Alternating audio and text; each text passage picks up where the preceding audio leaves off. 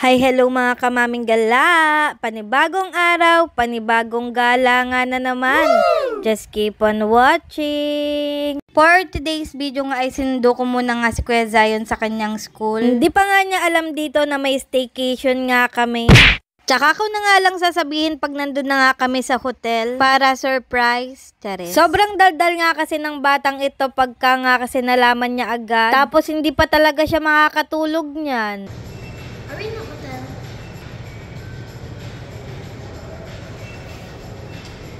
Why again?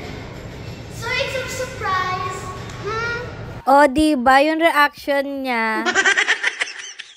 Ang sinabi nga lang namin ni Daddy ay pupunta nga lang kami ng MOA para nga ipaayos yung maleta. Pagdating nga namin dito sa hotel ay sinabi ko na nga kay Daddy at sinundo niya na nga kami. Nakapag-check-in na nga si Daddy ng maaga-aga bago nga siya makapagtrabaho kanina. Dito nga ang room namin sa 6069. King size nga pala itong bed namin at pwede ka nga ring tumambling dito. Sakto nga yung kwartong ito, mahilig nga maghabulan si Kuya Zion at saka si Batang Gala. Hindi nga mawawala sa mga hotel ang pakopi at saka tea. Yung iba nga makikita nyo dito ay may bayad na yan. Kaya kabilin-bilinan ko kay Kuya Zion ay wag kang gagalawin. Lalong-lalo na nga yung laman ng mini ref. Overnight nga lang kami dito at checkout na din ng 12 PM. Hindi pa nga kami kumakain sa mga oras na ito. Tuwang-tuwa nga si Kuya Zion dito at di ko nga alam kung bakit. Nung nilapitan ko nga siya ay inopen niya na pala yung donut na nasa mesa. Galing nga ito kay Daddy at iniwan niya na nga dito sa room namin kanina pa. May nag-abot nga lang daw sa kanya neto. Ito na nga yung sinasabi kong laman ng mini ref. May juice, may beer, may soda, at chocolate. Abot tanaw nga rin dito sa kwarto namin ang Seaside MOA. Pag ganito nga kasing staycation ay laging pinipili ni Daddy ay yung may magandang view. Dahil nga hindi pa nga kami nagdi-dinner na mga bata ay bumaba muna nga kami para maghanap nga ng aming makakainan at dito nga lang ito sa baba ng hotel. Pagkatapos nga namin kumain ay bumalik na nga rin kami sa hotel para nga makapagpahinga. Nanood muna nga si Kuya Zion at saka si Daddy ng One Piece bago nga matulog. At good morning! Ito na nga ang itsura ng Seaside MOA kapag umaga. Kapag umaga nga ay nakasanayan na nga rin naming magpamilya ang mag-morning revival muna bago gumawa ng iba't ibang activities. Pagkatapos nga naming mag-morning revival ay bumaba na nga rin kami para nga makapag-breakfast. Nakakita nga ako dito ng taho kaya kumuha na din ako. Pagkatapos nga naming mag-almusal ay nagaya naman si Kuya Zion na mag-swimming. Hindi nga nakapag-swimming si Kuya Zion kagabi kaya pinagbigyan ko na. Nag-swimming nga lang kami dito ng mga 30 minutes to 40. Kasi nga ilang minuto na lang check out. Mabilis ang ligo at pag-ayos nga ng gamit ang ginawa ko pag-akyat namin. At ayun lang mga kamaming gala, uwian na naman. Bye!